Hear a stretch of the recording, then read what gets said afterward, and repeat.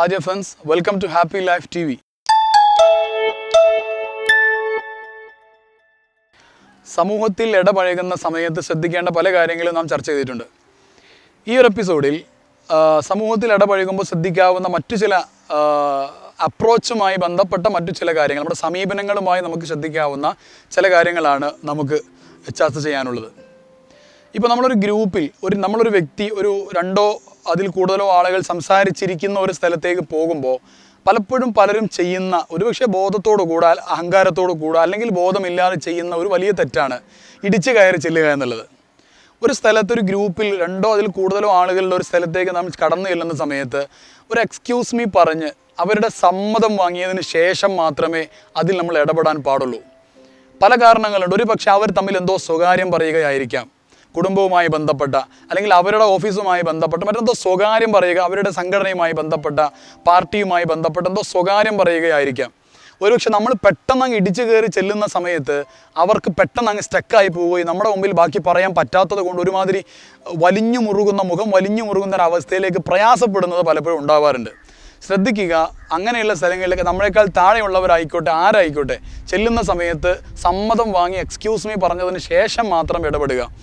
അതോടൊപ്പം ചില ആളുകൾ ഒരു പ്രത്യേകതയാണ്, അവർ സംഭാഷണത്തിലേക്ക് നേരത്തെ നടന്നുകൊണ്ടിരിക്കുന്ന സംഭാഷണത്തിലേക്ക് ചില ആളുകൾ കടന്നു വന്നാൽ സംഭാഷണത്തിൻ്റെ റൂട്ട് മുഴുവനായിട്ടും മാറ്റിക്കളയും. ആ വന്ന വ്യക്തി അയാൾക്കനുസരിച്ച റൂട്ടിലേക്ക് സംഭാഷണം മൊത്തം മാറ്റി അയാൾക്ക് താല്പര്യമുള്ള മേഖലയിലേക്ക് അത് മുഴുവനും കൊണ്ടുപോകുന്നത് കാണാം. ചെയ്യാൻ പാടില്ലാത്തൊരു കാര്യമാണത്. അവിടെ നടക്കുന്ന സംഭാഷണത്തിൻ്റെ ഭാഗമായി നമുക്ക് പറയാനുള്ള പ്രധാനപ്പെട്ട അഭിപ്രായങ്ങളുണ്ടെങ്കിൽ അത് പറയുക, ഷെയർ ചെയ്യുക, മറ്റുള്ളവർക്ക് കൂടെ പറയാനുള്ളത് ബഹുമാനിക്കുക. ഒരുപക്ഷെ ഒരു ഗ്രൂപ്പൊക്കെ ആണെങ്കിൽ അവിടെ ഗ്രൂപ്പിലുള്ള ചർച്ചയൊക്കെ ആണെങ്കിൽ ദുർബലനുണ്ടാകും അവിടെ, പാവപ്പെട്ട ആളുകൾ, അതേപോലെ തന്നെ പ്രായം കുറഞ്ഞ ആളുകൾ, പ്രായം കൂടുതലുള്ള ആളുകൾ ഉണ്ടായിരിക്കാം, അതേപോലെ തന്നെ വളരെ പ്രായം കുറഞ്ഞ ആളുകൾ ഉണ്ടായിരിക്കാം. രണ്ടുപേർക്കും അവസരം കൊടുക്കണം.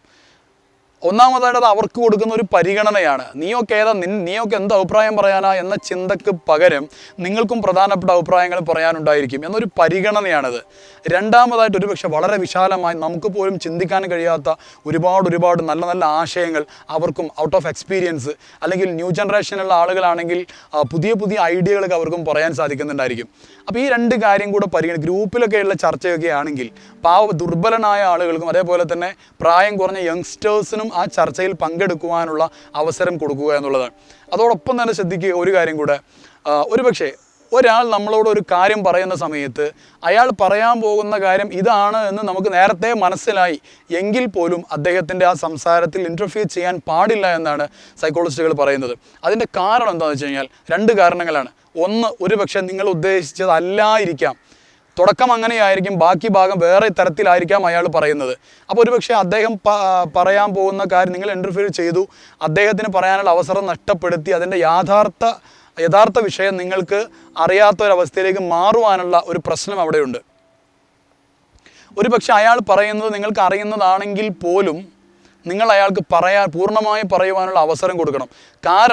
ഒന്നാമത്തെ കാരണം എന്ന് പറയുന്നത് ഒരുപക്ഷെ നിങ്ങൾക്ക് മനസ്സിലാക്കിയതല്ലാത്ത മറ്റൊരു വ്യൂ അയാൾക്ക് പറയാനുണ്ടായിരിക്കാം.